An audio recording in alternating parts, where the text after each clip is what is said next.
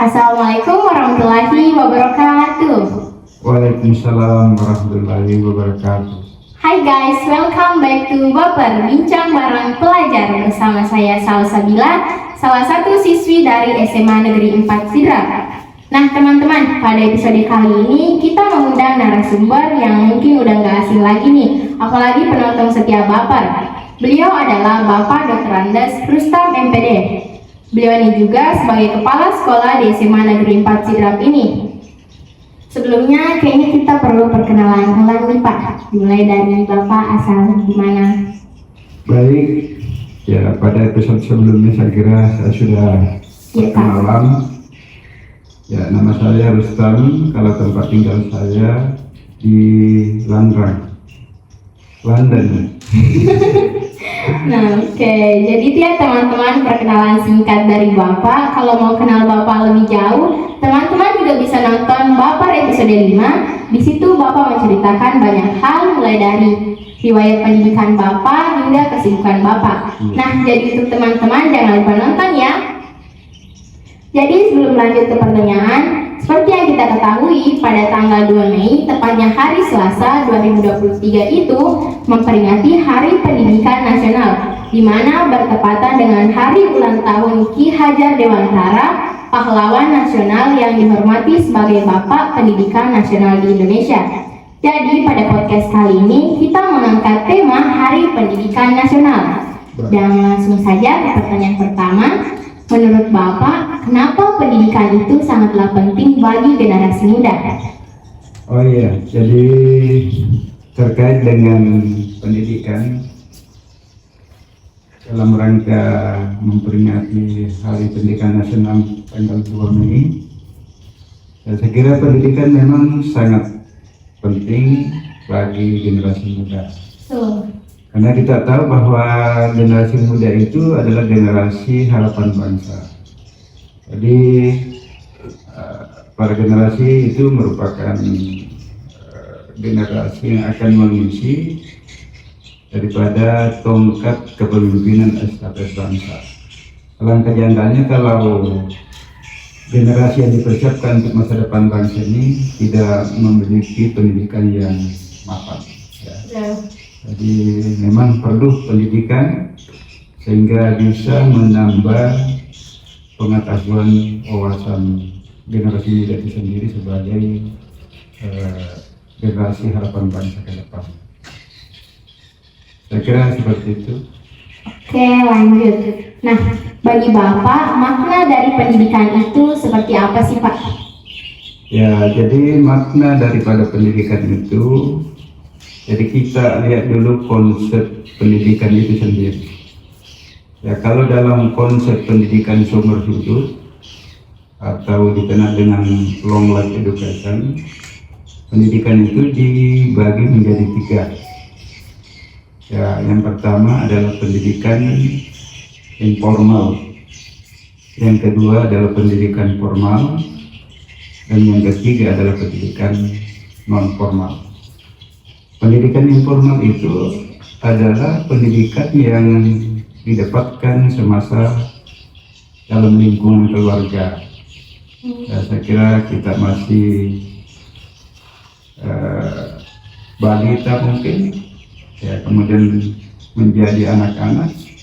Peran orang tua dalam keluarga itu sendiri sangat penting dan memberikan pendidikan awal untuk mengenal norma-norma yang berlaku dalam lingkungan keluarga, sehingga ya kita dapat membedakan yang mana yang baik, yang mana yang tidak baik. Kemudian yang berikutnya adalah pendidikan formal. Nah, apa itu pendidikan formal? Adalah pendidikan yang diikat oleh ruang dan waktu. Ya, jadi misalnya setelah kita berusia 6 tahun, tentu peran keluarga ya memiliki keterbatasan, sehingga ya tidak mampu mendidik kita, mengajar kita selamanya. Ya, jadi dengan sendirinya maka kita dititipkan masuk pada pendidikan formal. Ya, kita masuk di SD, SMP, SMA sampai perguruan tinggi. Ya, itu Ya kita belajar dalam ruang tertentu, ya kemudian waktu tertentu. Ya, jadi misalnya di SD 6 tahun, SMP 3 tahun, SMA, ya, dan selanjutnya seperti itu. Jadi itu pendidikan formal. Kemudian selanjutnya adalah pendidikan non formal. Ya, pendidikan yang didapatkan dalam lingkungan masyarakat. Sehingga dikatakan pendidikan itu berlangsung seumur hidup. Ya, mulai dari lingkungan keluarga, ya pendidikan formal itu sendiri, kemudian pendidikan non formal kembali ke masyarakat, bukan berarti pendidikan sudah selesai sampai di situ, tapi kita harus belajar, terus belajar. Saya seperti itu. Oke. Nah, kan kebetulan Bapak sudah lama nih bekerja di bidang pendidikan. Apakah ada perbedaan antara siswa zaman sekarang dengan siswa zaman dahulu? Ya, jadi saya kira kalau masalah perbedaan antara siswa zaman dulu dengan zaman now mungkin ya. Iya, Pak. Ya, jadi tentu ada perbedaan. Ada perbedaan. Ya, di mana kita dulu, artinya saya ini angkatan 70-an, ya, karena saya masuk SD sekitar tahun 71. Ya, jika dibandingkan dengan sekarang, saya kira banyak sekali perbedaan-perbedaan. Artinya kondisi pada saat itu dulu, ya, tentu dari segi sarana pembelajaran masih sangat-sangat terbatas. Misalnya saja kalau kita belajar matematika, kalau istilahnya dulu di SD itu berhitung, ya mungkin kita pakai alat hitung lidi yang dipotong-potong untuk menghitung, ya memudahkan atau membantu kita untuk memudahkan berhitung. Ya, itu salah satu. Kemudian zaman sekarang tentu sangat jauh berbeda ya. Jadi dengan zaman digital lah, ya mungkin ya zaman komputer, ya kita bisa menggunakan alat hitung, ya komputer yang hasilnya tentu bisa lebih akurat dan efektivitas dalam ya, melakukan berbagai kegiatan. Banyak sekali sesungguhnya perbedaan-perbedaan. Ya, dari segi komunikasi, ya tentu sekarang ini alat-alat sudah canggih. Sudah canggih dengan adanya kehadiran handphone itu sendiri, ya, sehingga sangat-sangat membantu kita dalam proses berkomunikasi. Ya, jadi kalau dulu itu ada istilah bahwa dunia ini tidak selebar daun kelor. Di zaman sekarang ini kan rasa-rasanya dunia ini kayaknya lebih sempit lagi dari daun kelor ya. Ya, berkat kemajuan ilmu pengetahuan dan teknologi terutama di bidang telekomunikasi. Saya ingat persis waktu saya pertama kuliah, ya, kita mau mengirim surat ke orang tua harus pergi ke terminal dulu. Ya, jadi malamnya menulis surat, besoknya kita bawa ke terminal. Mungkin 1 minggu kemudian baru ada balasannya. Ya. Contohnya kita minta misalnya uang kuliah atau beras dan lain sebagainya. Ya, jadi hari ini kirim surat, mungkin 3 hari sampai 1 minggu baru ada nama. Tapi kalau sekarang ya kan tinggal menghubungi saja melalui WhatsApp, mungkin orang tua bisa transfer ya kebutuhan finansial kita ya melalui ATM. Ya, saya kira itu sangat-sangat efektif ya, daripada proses komunikasi kita terhadap orang tua demikian juga orang lain. Saya kira seperti itu. Oke, menurut Bapak sebesar apa sih perubahan pendidikan yang terjadi di Indonesia? Oh ya, kalau berbicara sebesar apa? Ya, Pak. Berarti ada tolak ukur yang digunakan. Apakah ya 70%, 80%, atau 90%. Tapi secara umum ya saya kira terkait dengan kemajuan kemajuan pendidikan di Indonesia ya tentu sangat-sangat pesat ya dibandingkan dengan ya masa-masa lalu. Kenapa? Karena ini ya tentu terkait dengan upaya-upaya pendidikan ini memang sudah dilakukan oleh orang-orang yang sudah profesional. Ya, memang orang-orang yang ahli pada bidangnya. Ya, katakanlah di sekolah itu memang guru itu sudah ditempa melalui pelatihan atau pendidikan untuk meningkatkan kompetensinya sebagai guru, sehingga akan melahirkan guru-guru profesional yang akan memberikan pembelajaran kepada peserta didik itu sendiri. Sehingga saya yakin dengan teknologi yang dipakai, ya katakanlah zaman sekarang ini, zaman IT, zaman komputerisasi, itu sangat-sangat membantu dalam proses pembelajaran untuk memberikan pemahaman terhadap peserta didik itu sendiri. Dan itu berlaku secara umum, ya, sehingga dapat dikatakan bahwa kemajuan pendidikan di Indonesia secara umum itu mengalami perkembangan yang signifikan saja. Seperti itu saja.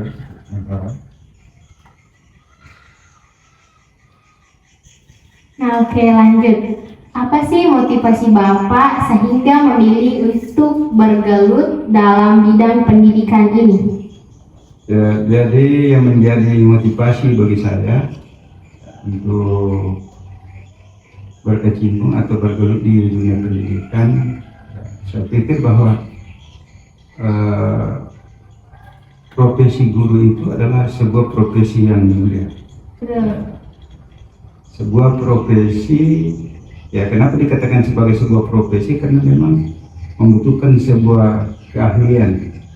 Ya, karena seorang guru itu harus memiliki 4 kompetensi. Jadi dia harus memiliki kompetensi sosial, dia harus memiliki kompetensi pedagogi, dia harus memiliki kompetensi profesional, kemudian dia harus memiliki kompetensi kepribadian yang baik. Ya, saya kira seperti itu. Dan ini dipahami oleh masing-masing guru. Ya. Itu bagaimana bisa mengembangkan profesi. Oke. Apa saja tantangan bagi Bapak untuk mendidik generasi muda zaman sekarang agar mereka dapat berguna terhadap masa depan bangsa?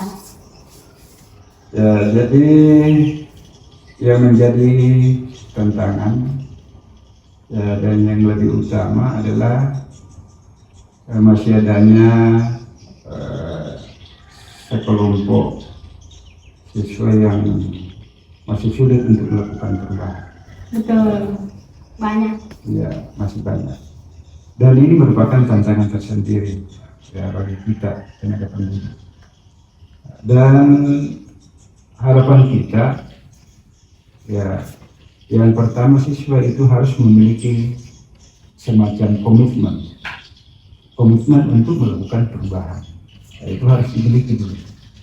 Ya, sepanjang kita punya komitmen untuk mau berubah, disertai dengan upaya-upaya yang dilakukan sendiri, insya Allah apa yang menjadi harapan kita sebagai guru, sebagai orang tua, insya Allah akan tercapai kalau itu yang dilakukan oleh siswa itu sendiri.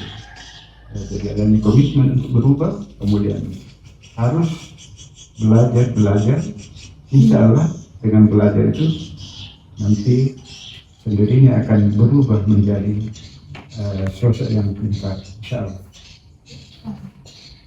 Oke, apakah pendidikan pada zaman Bapak masih sekolah dan pendidikan pada zaman sekarang terpantau sangat berbeda?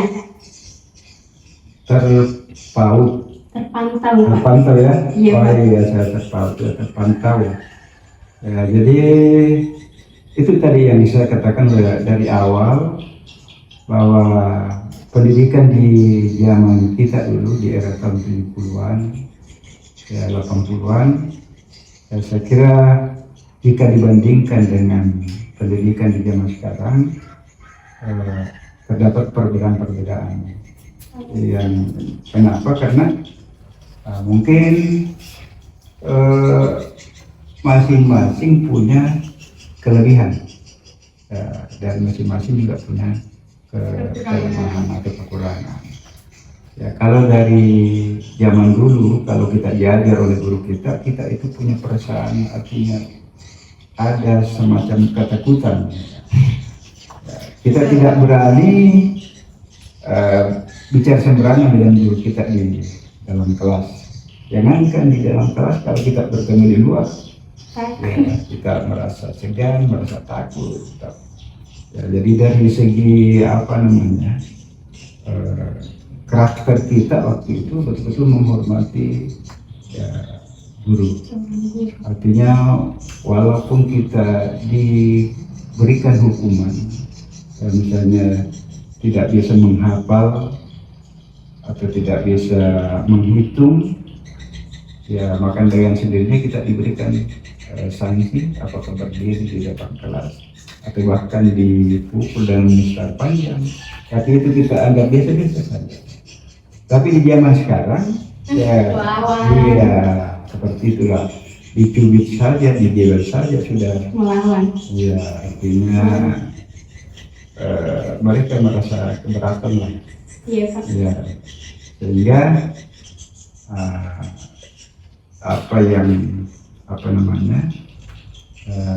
diberikan itu mereka tidak menerima secara tulus, secara ikhlas, dan hasilnya juga tidak sama dengan apa yang diberikan oleh guru kita pada zaman dulu. Itu kelebihan. Ya. Kemudian di zaman sekarang ini tentu juga punya kelebihan dan kelemahan, karena ya seakan-akan siswa itu adalah teman kita, ya teman kita. Kita ingin merasa dekat dengan siswa sehingga siswa merasa menganggap kita ini sebagai temannya. Namun dari sisi karakter itu mungkin orang menilai ini kurang sopan lah, Kurang ajar. ya, ya seperti itulah. Ya, artinya kalau bertemu dengan gurunya mungkin ya mereka maces istilahnya, ya, sehingga pandangan sebagian orang bahwa itu saya kira dari segi karakter itu kurang sopan seperti itu.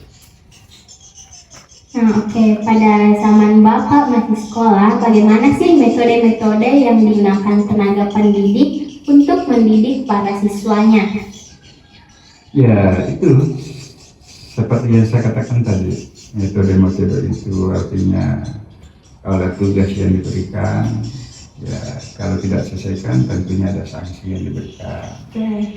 Ya, kemudian ya kita bertemu dengan guru tentu harus memberikan salam, ya, harus memberikan teguran yang sopan. Kemudian itu dari segi pembinaan karakter saya kira itu ada sebuah keunggulan, ya, dibandingkan dengan sekarang. Tapi ya, masalahnya waktu itu sarana pendukung pembelajaran belum sama seperti sekarang ini. Ya, itu tadi yang saya katakan, ya, masih menggunakan alat-alat yang mungkin sifatnya masih tradisional. Kemudian dibandingkan dengan sekarang sama sudah peralatan semakin baru, kemudian ketersediaan buku-buku di sekolah sudah disiapkan oleh pemerintah melalui penyelenggara, ya sudah modern. Perpustakaan aja sudah perpustakaan digital, jadi pembelajaran lebih-lebih sekarang dengan adanya smartphone ya, Iya Pak. ya bisa kita belajar jarak jauh. Ya gurunya katakan di Makassar, ya kita di situ belajar dengan memperhatikan guru yang mengajar melalui Zoom. ya, melalui Zoom, melalui televisi. Iya Pak. Oke, seperti itu yang keunggulan zaman sekarang yang kita dapatkan jika dibandingkan dengan Dengan yang dulu. ya kalau zaman atau zaman dulu. Oke, terakhir, motivasi apa yang bisa Bapak berikan untuk siswa sama milenial ini agar lebih giat mengejar pendidikan? Ya, jadi saya kira yang bisa dijadikan motivasi artinya dengan melihat orang yang berhasil, yang sukses. Ya. Jadi itu salah satu motivasi bagi siswa. Ya, artinya dengan melihat teman-teman atau seniornya yang sudah sukses dengan belajar kesungguhan di sekolah tadinya. Jadi insya Allah kalau kita itu tadi punya komitmen mau belajar, kemudian kita laksanakan dengan baik, insya Allah akan mudah kita mencapai cita-cita untuk menyongsong masa depan kita nanti. Jadi saya kira itu harapan kita semua, bahwa mari kita menggunakan kesempatan yang ada ya, dengan belajar untuk menggapai cita-cita ke depan. Saya kira itu sementara seperti itu. Ya, baik. Mungkin sekian teman-teman podcast kita pada episode kali ini. Terima kasih untuk Bapak yang sudah meluangkan waktunya sebentar untuk hadir lagi menjadi narasumber pada episode kali ini. Siap. Nah, untuk teman-teman online di luar sana, jangan lupa saksikan episode Baper Bincang Bareng Pelajar selanjutnya untuk dengan narasumber yang sangat menginspirasi dan memotivasi kita. Jadi jangan lupa subscribe, like, comment, and share. Wassalamualaikum warahmatullahi wabarakatuh. Waalaikumsalam, terima kasih luar biasa. Oke, Pak. Ya.